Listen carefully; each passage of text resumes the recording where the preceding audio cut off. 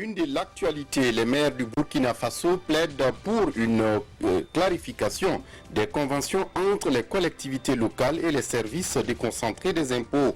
Réunis à Manga pour les 16e journées des communes, ils ont formulé des recommandations à l'endroit du gouvernement. Auront-ils une oreille attentive? Élément de réponse dans cette édition. Et dans cette édition, le pape François est ce dimanche à Nagasaki au Japon, où il a prononcé un discours sur les armes nucléaires.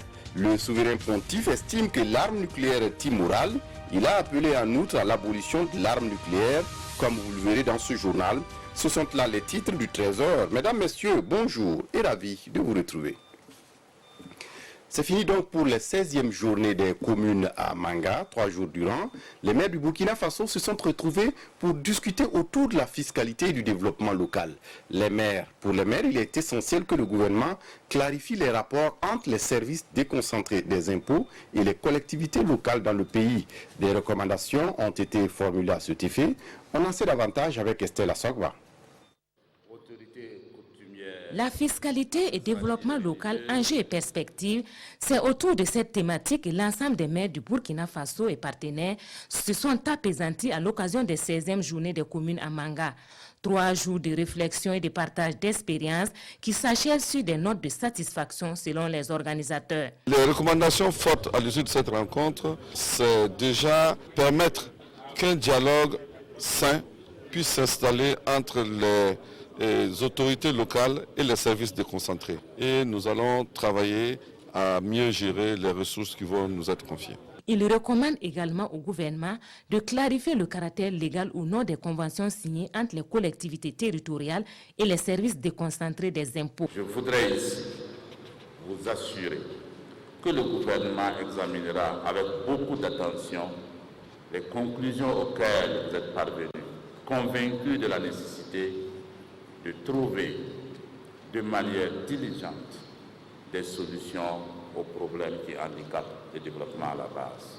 C'est sur ces notes d'espoir que ces élus locaux et nationaux repartent dans leur circonscription territoriale et rendez-vous est pris en 2019 pour les 17e journées des communes à Tinkodogo. À Bobo Dioulasso, c'est fini également pour le salon de l'emploi organisé par le ministère en charge des jeunes. Pour ce rendez-vous, il était question de voir comment le secteur privé burkinabé peut être mis à contribution pour résoudre le problème de l'employabilité des jeunes au Burkina Faso. Surtout que dans le pays, près de 2,2% des jeunes sont au chômage et environ plus de 150 000 nouveaux diplômés arrivent sur le marché chaque année. Des chiffres qui sont fournis ici par le ministère en charge des jeunes. Lissa Traoré, Amadou Lougué. Un espoir pour la jeunesse diplômée en quête d'emploi, le Salon national de l'emploi, initié par le gouvernement, entend favoriser les conditions d'embauche et d'employabilité des jeunes. L'un des objectifs du salon aussi, c'est de pouvoir effectivement donc faire des formations donc sur les techniques de recherche d'emploi. À ce titre-là, des modules comme comment rédiger un bon CV, une lettre de motivation, comment rédiger une lettre de recommandation et comment faire un entretien d'embauche et comment transformer son stage en un emploi. En tout cas, ces modules-là vont être développés donc, au profit des jeunes. À ce titre-là, nous avons donc noué un partenariat donc, avec les écoles supérieures et certains établissements pour que ces formations-là se fassent donc, directement donc, au profit donc, de ces jeunes-là. Ce salon dédié à l'emploi est aussi une main tendue aux partenaires du privé car l'État est persuadé qu'il ne pourra pas à lui seul trouver un emploi pour tous. Les privés absorbent, au moins je peux dire 80% de la masse salariale et l'État n'est pas en mesure de fournir de l'emploi aujourd'hui. Nous devrons aussi encore encourager ces jeunes chercheurs d'emploi aujourd'hui à s'impliquer encore dans la création d'entreprises pour être eux aussi des employeurs de demain. Il ne s'agit pas tous les jours d'être en train de revendiquer, c'est de dire qu'est-ce que moi-même je peux apporter dans l'édification de ces pays-là. Selon les chiffres de l'Institut national de la statistique, environ 150 000 nouveaux demandeurs d'emploi arrivent chaque année sur le marché du travail. À peine 50 000 parviennent à intégrer le cercle très fermé du monde de l'emploi. Parce que l'invention est le moteur du développement industriel, le Burkina Faso accorde une place importante à la propriété intellectuelle. À l'occasion des Journées africaines de la propriété intellectuelle, le pays a encore réaffirmé sa volonté de protéger les droits de propriété intellectuelle. Et cette année, le lien est fait avec les changements climatiques et les inventions qui renforcent la résilience. Amadou Marcelto. Comment concilier la propriété intellectuelle au changement climatique dans le processus de développement? C'est la réflexion menée par le Centre national de la propriété industrielle pour marquer la 20e édition de la Journée africaine de la technologie et de la propriété intellectuelle. Pour le ministre du Commerce, cette approche devrait davantage favoriser l'industrialisation.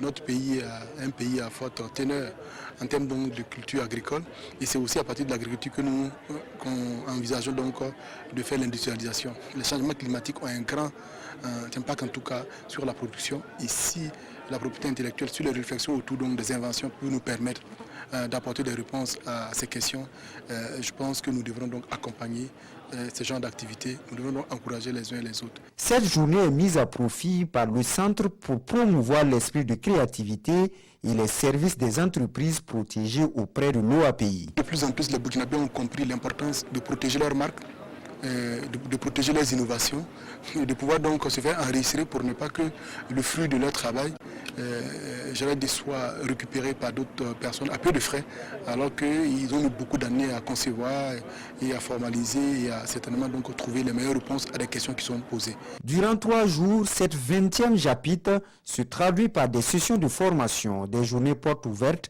et une foire entre autres. Et dans ce contexte, les industriels étaient à Bobo-Dioulasso pour réfléchir sur le futur de leurs activités. Il s'agissait de trouver des idées à même de dynamiser davantage ce secteur. Un forum qui vise l'élaboration d'instruments à même d'aider à réinventer l'industrie burkinabé. On fait le point avec Ismaël Saturné-Paré sur place à Bobo-Dioulasso. Trouver une stratégie opérationnelle pour l'élaboration et la mise en œuvre d'une politique industrielle endogène au Burkina Faso. C'est tout le sens de ce rendez-vous. Nous sommes au Forum régional de Bobo-Dioulasso sur le renouveau industriel. Un forum qui se veut un laboratoire citoyen de production et d'élaboration de nouvelles politiques efficaces de développement endogène. L'initiative est du citoyen du renouveau. On avait des habitudes de faire, des habitudes de penser, des habitudes d'agir. Et jusqu'à aujourd'hui, ces habitudes n'ont pas permis au pays effectivement d'être au niveau où il est. Il faut que nous partons des forces que nous avons en nous-mêmes, de nos réalités, de notre culture, pour pouvoir proposer quelque chose d'intéressant. Parce que les gens sont des idées. Et pour y arriver, on va faire un halt pour voir à quel niveau nous sommes aujourd'hui, quelles sont les difficultés qui se présentent à nous, qu'est-ce qu'on peut proposer comme perspective effectivement. Au cours de ce forum, 4 communications seront animées par des personnalités avisées du monde économique. Les échanges porteront essentiellement sur l'état des lieux de la politique d'industrialisation au Burkina Faso, les perspectives du renouveau industriel et la place du secteur privé dans le développement endogène. Au sortir, des résultats sont attendus pour la planification d'une politique économique efficace. Les idées qui vont sortir ici, on va encore l'approfondir pour en faire quelque chose de plus pertinent, quelque chose de plus réaliste et réalisable. C'est ça qui nous intéresse. Ce n'est pas des simples réflexions, c'est des solutions que nous voulons, c'est des actions que nous voulons. Donc tous ceux qui vont communiquer là, vous nous donnez des actions, des pistes et on va voir ce qui est réalisable. On prend. Présente à cette cérémonie, le ministre Harouna Kabori salue l'initiative de ce forum. La fiscalité des mines au Burkina Faso en discussion à Ouagadougou. La rencontre se veut un cadre de formation pour le ministère en charge des mines, mais aussi celui de finances. Les participants échangent en effet sur l'érosion de la base d'imposition et les incitations fiscales. Et de quoi s'agit-il exactement? On en parle avec Oumou Sissé. Ils ont désormais les outils nécessaires pour lutter contre l'érosion de la base d'imposition, le transfert des profits et les incitations fiscales dans le secteur minier au Burkina Faso. Pendant 5 jours, ces cadres de l'administration des mines et des finances ont pu tirer leçon des différentes situations et proposer une approche holistique permettant l'élaboration et la mise en œuvre de politiques fiscales complètes. Notre dispositif fiscal ici n'est pas aussi parfait comme on le croyait. On a pu constater que il y avait effectivement des pertes de recettes fiscales. Voilà, mais avec ce renforcement des capacités-là, on constate effectivement que en réalité, il y a beaucoup de problèmes qui pourront être résolus. Cette formation a déjà un succès.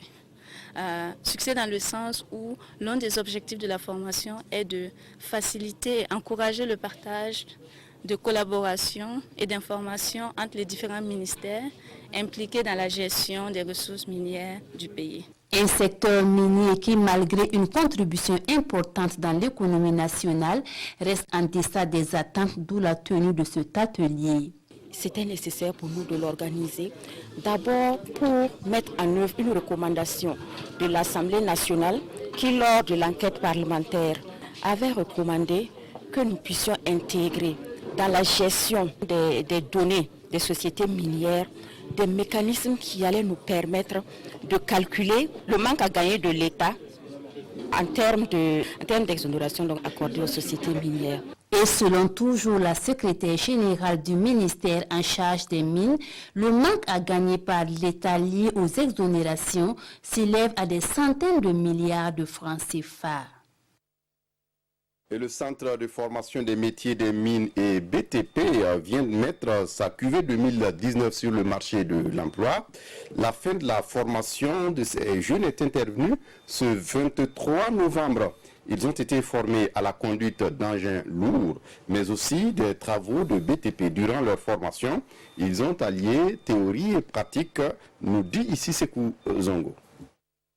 33 jeunes formés à la conduite des engins lourds miniers et des bâtiments et travaux publics BTP sur le marché de l'emploi. Le secteur minier se développe au Burkina Faso et il est nécessaire que le pays dispose de main-d'œuvre qualifiée afin de contribuer au développement des zones minières. Nous avons vu que le secteur minier est le secteur qui engorge plusieurs ressources d'emploi, c'est-à-dire d'employabilité pour les jeunes.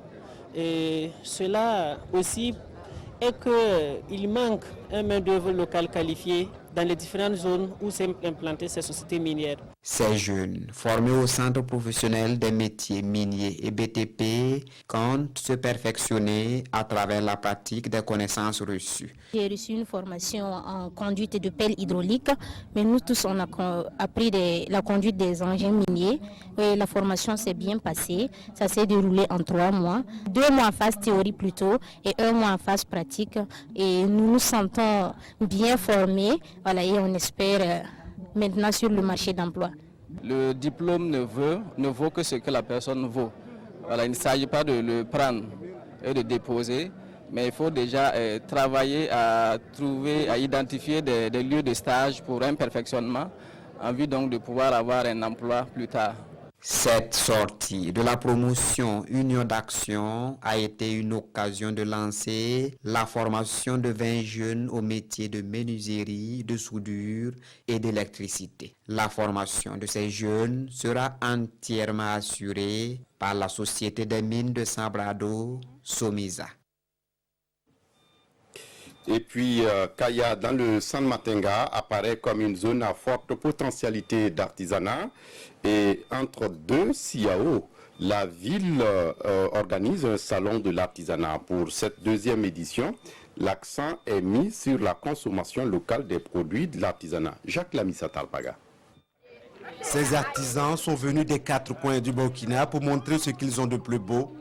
Le salon régional de l'artisanat dans la cité du Cuy, Kaya, est une vitrine mais aussi une seconde chance pour les artisans de valoriser leurs produits. Le salon, en tout cas, va contribuer à réconforter même les artisans qui ont un découragement. Vous savez qu'il y a l'insécurité qui, en tout cas, a mis en baisse notre production dans ces 2 dernières années-là.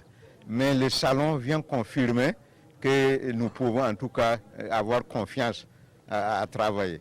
La problématique de la consommation locale des produits de l'artisanat est posée à ce salon. Le gouvernement, pour sa part, explore toutes les voies. Nous sommes aussi ici pour partager la politique du gouvernement en matière de développement du secteur. Quelques soucis techniques avec cet élément, nous reviendrons là-dessus dans nos prochaines éditions. Et puis, cette brève, avant de poursuivre, les prestataires de services du ministère de l'économie numérique portés et disparus depuis 2 jours ont été retrouvés sains et saufs. Annonce faite par le ministre de l'économie numérique hier soir au cours de la cérémonie de clôture de la 15e semaine du numérique à Bobo-Dioulasso.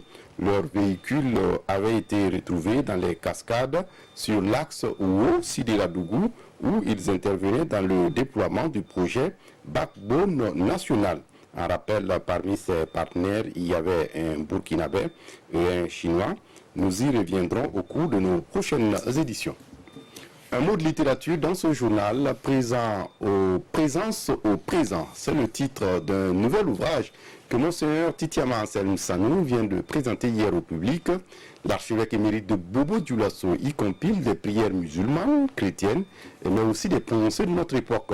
Il aborde ainsi des thèmes sur la paix, le dialogue interreligieux et les droits humains. Présentation avec Paul-David Bambara et Adama Koulibaly. Pensez à un homme et femme qui agit. Agir. Un homme et femme qui pense. Agir et penser. Un homme et femme qui croit et qui prie. Tel est le credo de l'ouvrage Présence au présent de Monseigneur Anselme Titiama Sanou. L'œuvre a été présentée ce 23 novembre dans le cadre de la FILO, la foire internationale du livre de Ouagadougou, édition 2019. D'une 60aine de pages, Présence au présent, pensée vitaminée est un condensé de pensées de différentes sensibilités, époques et de divers horizons. Ce livret, Présence au présent, parole vitaminée, veut nous amener par les cris, les gémissements, la prière, les supplications, les bénédictions.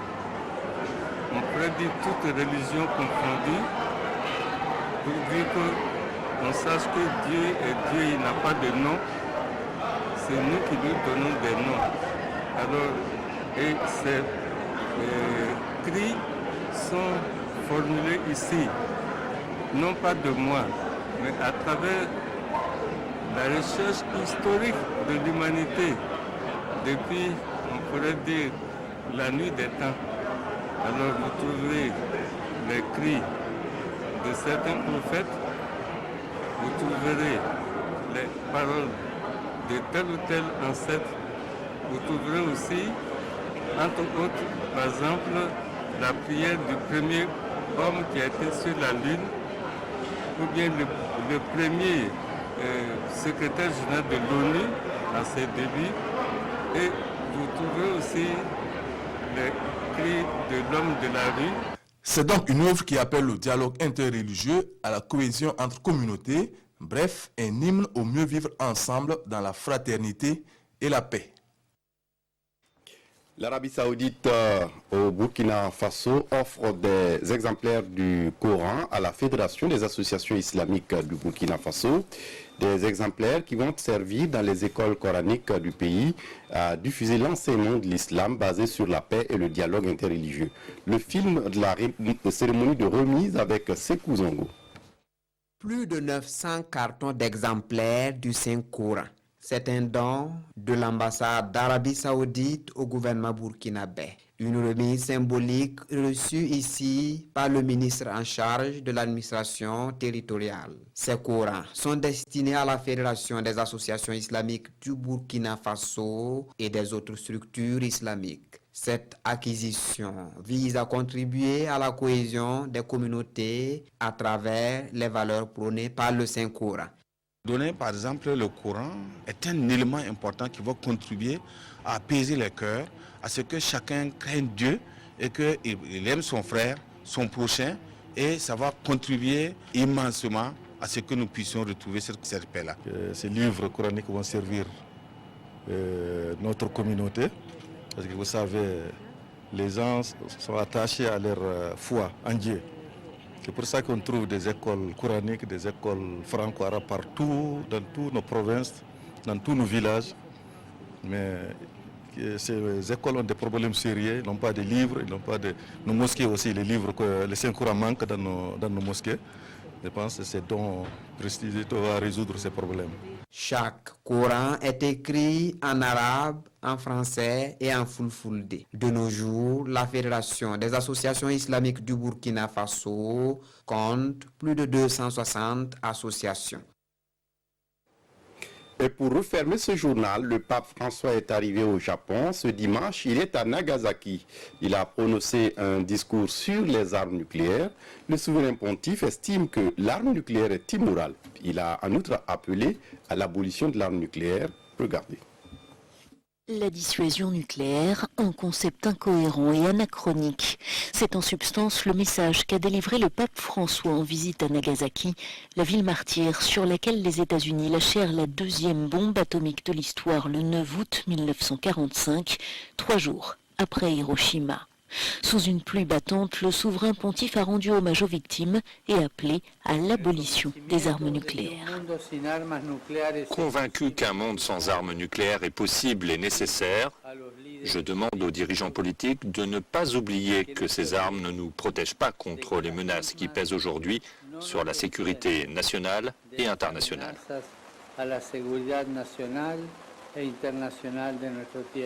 Le pape a ensuite célébré une messe devant quelques 35 000 fidèles réunis dans un stade. Au Japon, les catholiques ne représentent que 0,4% de la population, moins d'un demi-million de personnes.